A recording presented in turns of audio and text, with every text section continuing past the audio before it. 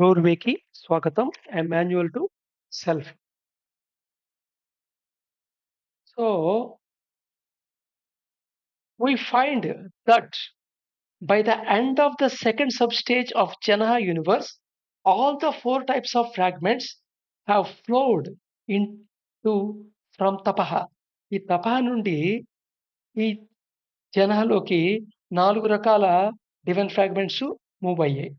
The immense, immeasurable ఒకటి, the large fragments at the end of the beginning of the first sub stage. ఈ తపాలో first sub stage దాటే టైంకి large fragments, small fragments at the beginning of the second sub stage. Second sub stage బిగినింగ్‌లోకి వచ్చేప్పటికి small fragments and followed by infinite fragment finite fragments. ఈ 4 రకాల flares finite ఫ్రాగ్మెంట్స్‌ని flares అని కూడా చెప్పొచ్చు. End of the second sub stage వచ్చేప్పటికి ఇవన్నీ జనహకి move అవుతాయి. These finite fragments are very insignificant in comparison to the other 3 size, though not in intensity. So, ఇంటెన్సిటీలో తేడా ఏం లేదు గానీ, ఈ 3 ah, immense, large, small divine fragment కంటే ఫినిట్ ఫ్రాగ్మెంట్ అనేది జస్ట్ సైజ్‌లో తేడా అంతే. ఇంటెన్స్‌లో తేడా ఏం లేదు. which is very which is why we designate them as finite. అందుకని ఫినిట్ అనే పదం వాడుతున్నాం. Though they would still be incomparably larger than the largest flares of the sun. Sun మీద వచ్చే పెద్ద పెద్ద అగ్ని తుఫాన్లు ఉంటాయిగా ఫ్లేర్స్. ఆ ఫ్లేర్స్ కంటే కూడా ఇవి పెద్దవే నిజానికి. The four types of fragments stated above are part and parcel of the same unique original force field. అయితే ఈ 4 divine fragments same unique original force field ఉంది కదా! పరమ సత్యం. దాని యొక్క పార్ట్ అండ్ పార్సెలే, దాని భాగాలే అనే విషయం మర్చిపోద్దు. ఆ! డివైన్ హోల్‌నెస్ కూడా అంతే. And are the 4 celestial humanities. So, ఈ unique force field, divine wholeness, ఈ 4 సెలెస్టియల్ హ్యుమానిటీసు ఇవన్నీ అబ్సల్యూట్ సత్యం, పరమ సత్యం యొక్క భాగాలే. So, the original series of 4 types of celestial humanities, though interrelated, serves 4 different purposes. ఇవన్నీ యాక్చువల్‌గా క్వాలిటీ పరంగా ఒకటైనప్పటికీ, ఇంటెన్సిటీ పరంగా ఒకటైనప్పటికీ, వాటి యొక్క పర్పస్ సర్వ్ చేసేది మటుకు డిఫరెంట్‌గా ఉంటుంది. ఎందుకంటే, ఒకటేమో గెలాక్సీ ఆరిజిన్‌కి కారణం. ఇంకోటేమో నక్షత్రానికి కారణం. ఇంకోటేమో ప్లానెట్స్ కారణం. ఇంకోటేమో హ్యూమన్‌కి కారణం. హ్యూమన్ ఏర్పడటానికి. So, each fragment even the finite is whole. ఏ ఫ్రాగ్మెంట్ తీసుకున్నా సరే దేనికదే పూర్తిది, complete and independent, self being, self sufficient. So, వాటికి కొత్తగా ఏమి వచ్చి చేరక్కర్లేదు. అవి సెల్ఫ్ బీయింగ్స్. ఆహ్, తనంతటకే తాను మనగలవు. Each needs nothing. వాటికేం అవసరం లేదు. No air. ఇవి బతకటానికి గాలక్కర్లా. No food. ఆహారం అక్కర్లా. వీటికి స్లీప్ అవసరం లేదు. నిద్ర అవసరం లేదు. మైండ్ అంతకంటే అవసరం లేదు. వీటికి లైఫ్ ఏం గాదు. ఇవే లైఫ్ అండ్ అవేర్‌నెస్ కూడా అక్కర్లా వీటికి. నార్ ఎనీథింగ్ ఎల్స్. అందుకని వీటికి ఇవేం అక్కర్లేదు. అందుకనే మనం డిఫరెంట్‌గా అది చెప్పుకుంటాం. దేవతలకి ఆహారం, నీళ్లు దప్పికనే ఉండవు. ఆహారం అక్కర్లేదు, గాలి అక్కర్లేదు. ఆ! ఇలా మాట్లాడుకుంటుంటాం. సో, యాక్చువల్‌గా వాడు వాడిన లాంగ్వేజ్‌లో దీన్ని ఎక్స్‌ప్లెయిన్ చేయడానికి అంతకంటే ఎక్స్‌ప్లెయిన్ చేసే అవకాశం ఉండకపోయి ఉండొచ్చు. అందుకని అలా చెప్పుండొచ్చు. And each perpetuates without creation. ఇక్కడ క్రియేషన్ కూడా ఉండదు. వీటి జనరేషన్ ఏర్పరచడం ఏముండదు. For there is neither sex nor body. వీటికి ఈ సెక్షువల్ ఇదేమి ఉండదు. అంటే మేల్, ఫీమేల్ అనే డిఫరెన్స్ కూడా ఉండదక్కడ. అలాగా వీటి నుండి ఏర్పడటానికి వాటి యొక్క నేచరే కారణం. వీటి నుండి కొత్తవి అవే అవే ఏర్పరుస్తుంటే అవే లుప్తం అయిపోతుంటాయి. ఇప్పుడు మనం ఇంతకుముందు తెలుసుకున్నాం వీటి యొక్క స్వరూప స్వభావాల్లో 2 డివైన్ ఫ్రాగ్మెంట్స్ కలిసిపోయి ఒకటే డివైన్ ఫ్రాగ్మెంట్ అయిపోవచ్చు. 2 డివైన్ ఫ్రాగ్మెంట్స్ కలిసి 3 డివైన్ ఫ్రాగ్మెంట్ ఫార్మ్ అవ్వచ్చు. 2 డివైన్ ఫ్రాగ్మెంట్స్ కలిసి లుప్తం అయిపోవచ్చు. సో, ఈచ్ ఇమ్మోర్టల్, ఇండస్ట్రక్టిబుల్ అనొచ్చు చెప్తాగా. లుప్తం అయిపోయిందంటే అది సత్యం అయిపోయిందనమాట. అంతకంటే ఏం లేదు. ఇండస్ట్రక్ట్ అయిపోయిందనుకోద్దు. ట్రాన్స్‌మ్యూటేషన్ మాత్రమే చెందుతూ ఉంటుంది.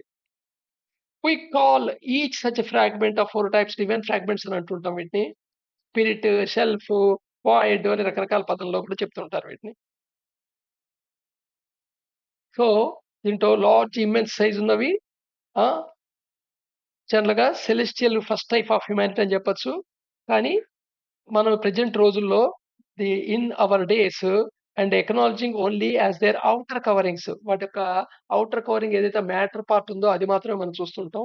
వాటి యొక్క టూల్ ఏదైతే వాటికి ఈ ఎగ్జిస్టెన్స్‌లో ఏర్పడుతుందో, వాటి బాడీ ఏదైతే ఏర్పడుతుందో దాన్ని మాత్రం మనం చూడగలం.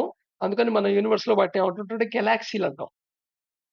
అలాగే second type of celestial human బీయింగ్‌లో in our days acknowledging own their outer కవరింగ్స్‌నే ఎక్నాలజ్ చేయగలం మనం. వాటిని మనం మిస్టేకెన్‌గా స్టార్స్ అని చెప్తాం.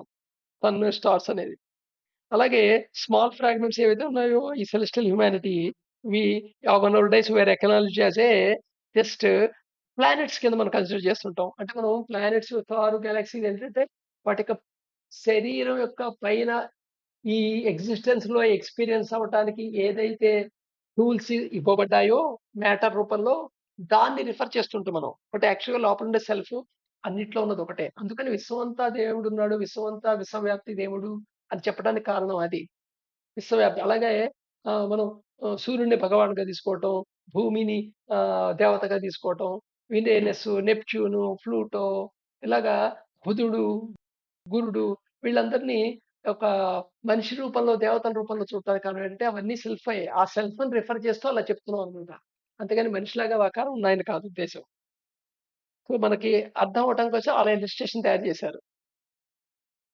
ఫినిట్ ఫ్రాగ్మెంట్స్ ఏమున్నాయో ఫోర్త్ స్టేట్ అవి humanity in these days we acknowledge as a physical forms of our universe. మన యూనివర్స్‌లో ఉండే హ్యూమన్ బీయింగ్స్ ఏదైతే ఫిజికల్ ఫార్మ్ ఉందో దాన్ని మనం మాట్లాడుతూ ఉంటాం. And the humans are spread out all the 3 universes. మొత్తం నిజానికి ఈ సెలే ఫినిట్‌వి 3 యూనివర్స్‌లోనూ స్ప్రెడ్ ఔట్ అయ్యుంటాయి. అంటే భూలో ఉంటాయి, భూగుహలో ఉంటాయి, సువలో ఉంటాయి. సువలో ఉంటే వాటికి క్యాజువల్ బాడీ ఇవ్వబడుతుంది. అదే భూవలో ఉంటే వాటికి క్యాజువల్ బాడీ అండ్ ఆహ్, మాలిక్యులర్ బాడీ సూక్ష్మ శరీరం ఇవ్వబడుతుంది. అదే భూలో ఉంటే దానికి 3 బాడీస్ ప్రదానం చేయబడతాయి. క్యాజువల్ బాడీ, సటిల్ బాడీ అయిన సూక్ష్మ శరీరం, molecular body or physical body స్థూల శరీరం. సో, ఇదనమాట. సో, ఒక్కసారి ర్యాపిడ్ రివిజన్ చేసుకుందాం ఇక్కడి దాకా. ఈ బ్రహ్మాండం మొత్తాన్ని 2 భాగాల కింద విడగొట్టాం. ఒకటి క్రియేషను, రెండోది ఎగ్జిస్టెన్సు. క్రియేషన్‌లో 3 జోన్స్ కిందున్నాయి. ఈ జోన్స్ కింద విడగొట్టడం అనేది వేరు వేరు భాగాలు కాదు. వేరు వేరు విషయాలు కావు. ఇవన్నీ ఒకటే శక్తి యొక్క సటిల్ థింగ్ యొక్క కంటిన్యూయస్ స్పెక్ట్రమ్ ఇది. అయితే ఒక జోన్‌లో ఉన్న లాస్ ఇంకో జోన్‌లో ఉండవు. ఇంకో జోన్‌లో గవర్న్ చేసే లాలు ఇంకో జోన్‌లో ఉండవు. జస్ట్ గవర్న్ చేసే లాస్ బట్టి ఆ జోన్‌ని రికగ్నైజ్ చేసాం అంతే. సో, సత్యము దాను నెక్స్ట్ తపః. తపః వచ్చేప్పటికి ఎనర్జీ డిసీట్ అవుతుంది. ఎనర్జీ డిసీట్ తగ్గటం వల్ల దాని ఇంటెన్సిటీ అండ్ వైబ్రేషన్ ఎనర్జీ తగ్గడం వల్ల దాంట్లోంచి వ్యక్తం అవుతుంది. ఏం వ్యక్తం అవుతుంది? 3 vital principles. Divinity, cosmic consciousness, divine will. ఇవి యూనివర్స్ అంతా ఎక్స్‌పాండ్ కాగలవు. ఇన్ఫినిటీ దాకా లేదా నియర్ జీరో దాకా కాంట్రాక్షన్ కాగలవు. నెక్స్ట్ వీటి యొక్క పర్మిటేషన్ కాంబినేషన్ బట్టే ఆహ్, యూనిక్ ఫోర్స్ ఫీల్డ్‌ని వాడుకుంటూ యూనివర్సల్ డివైన్‌మెంట్ ఫార్మ్ అవుతుంది. ఇదో సటిల్ సబ్‌స్టెన్స్ ఎగ్జిస్టెన్స్‌గా వ్యాపించి ఉంటుంది. ఇదే మనస్సు, చిత్త అండ్ బుద్ధి ఏర్పడటానికి కారణం. నెక్స్ట్ ఈ వైటల్ ప్రిన్సిపల్స్ అయిన మూడిటి నుండి కొన్ని రేస్ బయటకొస్తాయి. కన్‌స్ట్రక్టివ్ రే, డిస్ట్రక్టివ్ రే, నెక్స్ట్ విజ్డమ్ రే, ఇగ్నోరెన్స్ రే, పాజిబుల్ రే, ఇంపాసిబుల్ రే. ఇవి కాకుండా ఏడో రే సత్యం నుండి డైరెక్ట్‌గా వస్తుంది. ఇది అస్తమానం యాక్టివ్ అవ్వదు. ఎప్పుడైతే ఈ బ్రహ్మాండం మొత్తం ఇంబాలెన్స్‌కి గురవుతుందో, అప్పుడు అది యాక్టివేట్ అయ్యి దాని బ్యాలెన్స్ సరి చేస్తూ ఉంటుంది. నెక్స్ట్ ఇవి హార్మోనిక్‌గా ఉంటాయి. ఈ క్రియేషన్‌లో ఉన్నవన్నీ హార్మోనిక్‌గా ఉంటాయి. ఆ హార్మోనిక్‌లో పర్మిటేషన్, కాంబినేషన్స్ జరుగుతూ ఉంటాయి. నెక్స్ట్ ఈ రేస్ యొక్క నోట్స్ అన్ని కలవటం వల్ల పరనాద్ ఏర్పడుతుంది. ఈ పరనాదు దానికంటే తక్కువ ఎనర్జీగా రిసీట్ అయినప్పుడు అపహని ఫ్రాగ్మెంటేషన్ చేస్తుంది. ఈ ఫ్రాగ్మెంట్‌లో డివైన్ ఫ్రాగ్మెంట్స్ ఫార్మ్ అవుతాయి. 4 రకాల డివైన్ ఫ్రాగ్మెంట్స్ ఫార్మ్ అవుతాయి. నెక్స్ట్ ఈ 4 డివైన్ ఫ్రాగ్మెంట్స్ వాటి పైన ఒక సన్ లేయర్ ఫార్మ్ అవుతుంది. ఇవి తనలో తాను కలిసిపోగలవు. కలిసిపోయి 1 2 కంటే ఎక్కువ ఏర్పడగలవు. వ్యక్తం అవ్వగలవు. Omnipresent. Highly powerful. Almost all పరమసత్యానికి దీనికి అవే లక్షణాలుంటాయి. కాపోతే సైజ్‌లో తేడా అంతే. నెక్స్ట్ ఇవి ఎగ్జిస్టెన్స్‌లో ప్రవేశించినప్పుడు పెద్ద ఫ్రాగ్మెంట్ ప్రవేశిస్తే అది గెలాక్సీ కిందవుతుంది. గెలాక్సీకి ఆరిజిన్. అలాగే లార్జ్‌దొస్తేనేమో స్టార్ అవుతుంది. స్మాల్ సైజ్‌ది ఎగ్జిస్టెన్స్‌లోకొస్తే అది ప్లానెట్ రూపం సంతరించుకుంటుంది. మనిషి రూపం సంతరించుకుంటుంది. Finite fragment. ఇవి కాకుండా డివైన్ వెయిటల్ ప్రిన్సిపల్స్ నుండి వచ్చిన రేసు 2, 3 అంతకంటే ఎక్కువ క్రిస్ క్రాస్ అవుతాయి. ఈ క్రిస్ క్రాస్ అవ్వటంతో 21 major crisscross centres, points, 28 మైన్‌లు ఫార్మ్ అవుతాయి. వీటి నుండి ఇవి energy point of vibrational tones. వీటి నుండి ఫ్యూచర్ ఎనర్జీస్ ఈ ఎగ్జిస్టెన్స్‌కి ఏమేమి కావాలో ఫ్యూచర్‌లో ఏ ఎనర్జీ సస్టైన్ అవ్వడానికి కావాలో ఈ ఎన్ ఈ ఎంటైర్ ఎగ్జిస్టెన్స్ ఆపరేట్ అవ్వడానికి కావాల్సిన ఎనర్జీస్ అన్నీ వాటి నుండొస్తాయి. సో, ఇక్కడి దాకా తెలుసుకున్నాం. మళ్ళా రేపు కంటిన్యూ అవుదాం.